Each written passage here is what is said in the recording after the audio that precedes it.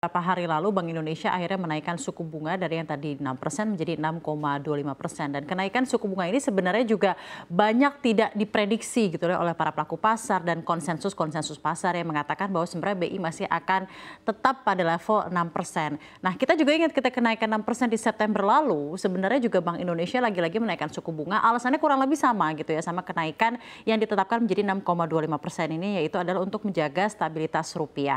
Nah, di kesempatan kali ini saya akan tanya sebenarnya kenaikan suku bunga ini apakah memang harus dilakukan oleh Bank Indonesia, dan dengan era suku bunga tinggi yang sepertinya belum selesai kapan, kira-kira peluang investasi apa yang bisa dimanfaatkan oleh Sobat Cuan untuk tetap memanfaatkan atau memasukkan dana-dana investasinya ke tempat-tempat yang tepat. Kita akan bahas bersama di Intip Peluang di kala BI rate naik. Nah, tidak hanya Bank Indonesia rate yang naik ya, sebenarnya juga kita ketahui era suku bunga tinggi ini sedang berlangsung gitu ya di seluruh dunia, bank sentral seluruh dunia, bahkan bank sentral Jepang yang tadinya minus saja sekarang sudah berada di level 0,1%, Amerika Serikat di 5,5%, Bank Indonesia di 6,25%. Sebenarnya ada apa ya? Kita ketahui ada gejolak geopolitik global yang menyebabkan harga-harga komoditas itu tidak stabil dan memiliki tren menuju peningkatan. Harga minyak naik, supply chain naik, dan ini menyebabkan inflasi yang disebabkan oleh cost push atau biaya-biaya yang disebabkan harga yang naik.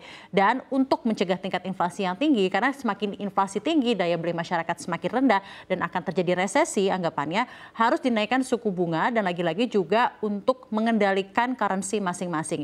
Di Indonesia sendiri kenaikan suku bunga yang menjadi 6,25% ini melihat dari pergerakan rupiah yang kemarin sempat menyentuh level 16.250 dengan adanya gejolak geopolitik yang ada di Iran dan Israel. Kita lihat bersama ya, kemarin setelah akhirnya diputuskan oleh Gubernur Bank Indonesia Peri Warjio mengenai penetapan suku bunga menjadi 6,25%, kenaikan suku bunga ini untuk memperkuat stabilitas nilai tukar rupiah ya, jadi memang menjaga stabilitas rupiah di rentang-rentang yang masih dianggap aman untuk APBN, untuk fiskal dan moneter kita, dan juga dari kemungkinan memburuknya risiko global seperti yang tadi sudah saya sampaikan, Iran dan Israel yang belum tidak pasti, gejolak Timur Tengah, gejolak Rusia dan Ukraina, serta sebagai langkah preemptive dan forward looking untuk memastikan inflasi sesuai sasaran di 2,5 plus minus 1% karena ada resiko imported inflation dari global dan juga sejalan dengan kebijakan pro stabilitas. Nah, kita lihat bersama apakah memang sudah urgent dinaikkan suku bunganya gitu ya. Kita lihat ini saya ambil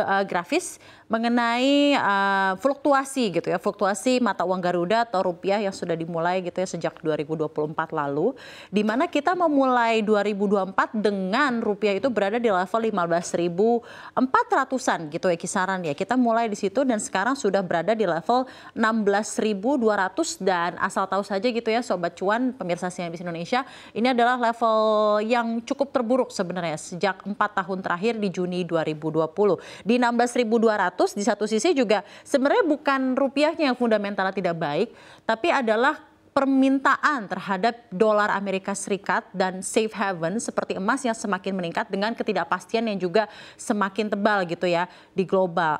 Dolar indeks atau DXY saat ini sudah berada di kisaran 105 dan 106.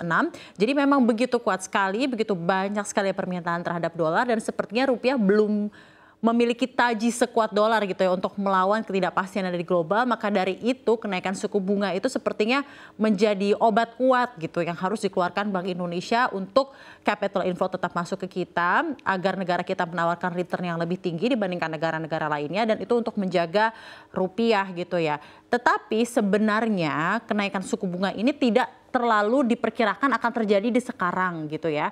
Karena ini kalau dari polling CNBC saja, kita ada 14 konsensus gitu ya. 9 polling menyatakan bahwa Bank Indonesia akan tetap menahan di 6%, sedangkan 5 polling itu mengatakan yang sebaliknya itu menaikkan suku bunga. Jadi memang favornya lebih kepada oke, tetap menahan suku bunga di 6% sambil menunggu bagaimana sih sebenarnya permintaan terhadap dolar ini akan memiliki dampak gitu ya terhadap gejolak di rupiah. Tapi di satu sisi sepertinya faktor geopolitik global seperti yang disampaikan oleh Pak Peri Warjio ini sebenarnya tidak bisa ditebak gitu ya, very unprecedented, dan disebutkan juga oleh Pak Peri Warjio bahwa kemungkinan memburuknya risiko global ini adalah salah satu alasan utama untuk jaga-jaga, untuk preemptif, dan untuk melihat ke depan atau forward looking, bahwa inilah cara-cara yang memang harus dikerahkan gitu ya oleh Bank Sentral atau Bank Indonesia untuk menjaga stabilitas rupiah, dibandingkan rupiah itu dibiarkan saja gitu berada ke level-level yang dianggap alarming seperti 16.500 gitu contohnya. Jadi ya kenaikan suku bunga ini lagi-lagi semakin memberikan hawa-hawa gitu ya bahwa era higher for longer is still here to stay. Nah, gimana sekarang Sobat Cuan Indonesia, Sobat Cuan CNBC benar-benar melihat ini tidak hanya sebagai tantangan gitu ya suku bunga tinggi, tapi juga sebagai peluang. Selalu ada peluang di balik tantangan. Nah, kita lihat di slide selanjutnya, saya akan membahas mengenai sebenarnya fluktuasi dari BI rate ini juga adalah sesuatu yang sebenarnya merupakan siklus bisnis gitu ya. BI rate itu pernah pada Januari 2009 pernah di 8,75%. Lagi-lagi adalah karena faktor eksternal dan global. Kita ingat di tahun 2008 tentunya Sobat Cuan dan juga pelaku pasar, peminat investasi mengetahui pada 2008 itu di global ada GFC atau Global Financial Crisis, di mana Lehman Brothers dan beragam bank investasi besar di Amerika Serikat itu kolaps karena adanya mortgage crisis, dan itu menimbulkan rentetan-rentetan keuangan finansial yang memiliki krisis dan ada dampaknya juga terhadap imported inflation. Nah, ketika harga-harga naik, lagi-lagi suku bunga dinaikkan gitu ya menjadi 8,75%, dan ini seiring berangsur-angsurnya siklus bisnis menjadi membaik dan adanya slow landing ataupun ya ada skenario landing di mana akhirnya suku bunga tinggi bisa diturunkan. Ada lagi pula siklus bisnis berikutnya gitu ya dalam 10 tahun atau kisaran 10 tahun berikutnya di 6,25%. Ini juga pemirsa CNBC Indonesia bisa melihat ya bahwa sebenarnya pergerakan suku bunga Bank Indonesia dan suku bunga the Federal Reserve itu kurang lebih hampir sama. Ketika Federal Reserve itu tinggi, Bank Indonesia mau tidak mau juga harus menaikkan suku bunganya berada di kisaran yang harus at least menyamai return yang dikasih oleh the Federal Reserve. Kenapa? Karena kita sangat-sangat ingin favorable bahwa negara kita ada capital inflow yang masuk gitu ya. Jadi mau tidak mau tren suku bunga yang diciptakan mengenai kenaikan suku bunga tinggi ini dari the Federal Reserve juga akan mempengaruhi bagaimana kebijakan Bank Indonesia ini juga menetapkan suku bunganya. Nah, as long as the Federal Reserve itu masih berada di level 5,5% dan belum ada hilal-hilal penurunan suku bunga, sepertinya akan sulit untuk Bank Indonesia menurunkan suku bunganya lagi. Maka dari itu sebenarnya sekarang adalah yang kita harapkan adalah gejolak geopolitik yang ada di global ini bisa benar-benar mereda, inflasi harga-harga komoditas bisa ditekan, dan inflasi di Amerika Serikat bisa benar menembus level 2%, di mana nanti akan ada kemungkinan besar kita harapkan di half 2 ini atau mungkin di akhir tahun 2024, di mana the Federal Reserve akan menurunkan suku bunganya dari level 5,5%. Berangsur-angsur, maka dari itu nanti akan ada kemungkinan yang besar pula bahwa Bank Indonesia yang selalu bersifat preemptif dan forward looking untuk menurunkan suku bunganya dari 6,25%. Jadi ini kurang lebih adalah kita melihat ya trennya kenapa sih suku bunga bisa tinggi, karena memang ada hal-hal yang mesti dikerahkan gitu loh oleh otoritas moneter untuk menaikkan suku bunga, lagi-lagi untuk mengendalikan inflasi dan menjaga currency dan menjaga capital outflow. Kita lihat bersama di slide berikutnya. Nah, sekarang Sobat Cuan CNBC kira-kira apa gitu ya yang bisa kita kerahkan, apa pelajaran yang bisa kita ambil dari hal ini, kira-kira instrumen investasi apa saja gitu yang menarik gitu ya. Karena sebenarnya lagi-lagi di setiap tantangan-tantangan pasti ada peluang gitu ya, apalagi dengan peminat investasi pasti juga melihat bahwa krisis itu somehow selalu ada orang yang beruntung di tengah krisis gitu ya. Nah, ini not necessarily krisis, tapi ini adalah era suku bunga tinggi. Sebenarnya dengan era suku bunga tinggi, kredit jadi lebih tinggi, tapi kita jika menanamkan investasi juga return yang diberikan ke kita juga jauh lebih tinggi. Maka dari itu di sini dari CNBC Indonesia Research juga memilihkan gitu ya 4 investasi yang diharapkan gitu ya bakal cuan. Pertama, deposito. Kenapa saya sampaikan deposito? Karena kenaikan suku bunga biasanya juga akan diikuti dengan meningkatnya sejumlah bunga deposito sejumlah bank. Maka dari itu juga kita ketahui bersama deposito ini kan bisa menjadi parkirnya uang-uang dingin yang bisa ditaruh di sini gitu ya.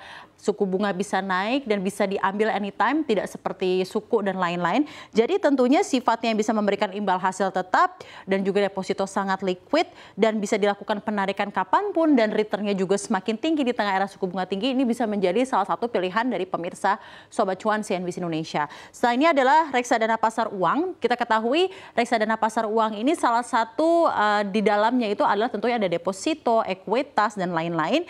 Nah, jika suku bunga naik, deposito naik, maka reksadana pasar uang juga memiliki aset dasar yang mungkin mengalami kenaikan. Jadi ini bisa menjadi salah satu investasi yang bisa Anda bidik lah gitu ya di tengah era suku bunga tinggi ini.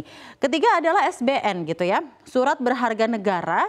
Nah, SBN ini ada yang imbalnya floating rate dan mengikuti suku bunga gitu ya. Nanti kita lihat saja, nanti mungkin bisa menanyakan langsung kepada manajemen investasi Anda, kira-kira yang era suku bunga tinggi ini seperti apa sih berpengaruhnya terhadap SBN floating rate. Nah, ini bisa ditanyakan karena ada SBN yang kupon imbal hasil bisa naik kalau suku bunga acuan naik walaupun sebenarnya tidak bisa ditransaksikan di pasar sekunder gitu ya. Dan SBN ini merupakan dua instrumen yang memiliki karakteristik, contohnya adalah kupon atau imbalan yang bersifat mengambang atau floating rate dengan batasan minimal yang sudah ditentukan. Jadi teman-teman ataupun Sobat Cuan CNBC Indonesia yang sudah memiliki SBN dan memang sifatnya floating rate ini akan mengalami keuntungan juga dengan era suku bunga tinggi yang yang sekarang sedang terjadi dan juga pengembaliannya yang tetap gitu. Dan terakhir adalah saham. Nah, kita ketahui gitu ya, bagi teman-teman pemirsa CNBC Indonesia yang memegang saham, kita tahu ada sektor-sektor yang tentunya akan berdampak gitu ya terhadap kenaikan suku bunga tinggi, terutama emiten-emiten yang perusahaannya itu memang sangat-sangat mengandalkan loan gitu ya, atau peminjaman untuk menjalankan bisnisnya. Contohnya misalnya teknologi dan beberapa sektor-sektor seperti properti dan lain-lain yang sangat terdampak tentang kenaikan kredit. Tapi ada juga sektor-sektor yang sebenarnya diuntungkan gitu ya dengan kenaikan suku bunga.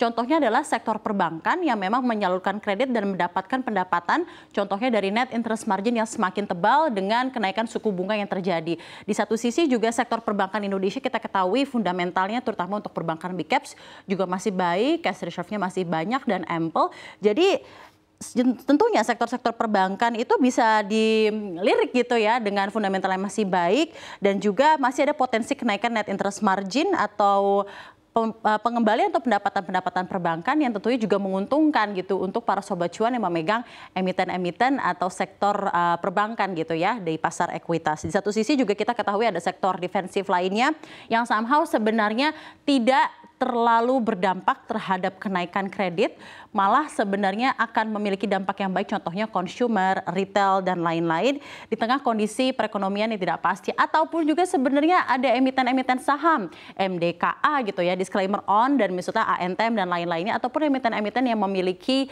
afiliasi dengan safe haven commodity. Karena kenaikan suku bunga ini sangat-sangat memiliki andil terhadap ketidakpastian, dan kita tahu kalau ketidakpastian biasanya pelaku pasar akan mengembalikan atau menanamkan investasinya kepada safe haven commodity atau contohnya emas dan lain-lain. Jadi kita harapkan dengan informasi yang kita berikan di sini, pemirsa CNBC Indonesia tidak perlu takut dengan dampak dari kenaikan suku bunga yang ditetapkan oleh Bank Indonesia, tapi justru bisa melihat peluang yang ada dari setiap tantangan dari era suku bunga tinggi. Demikian.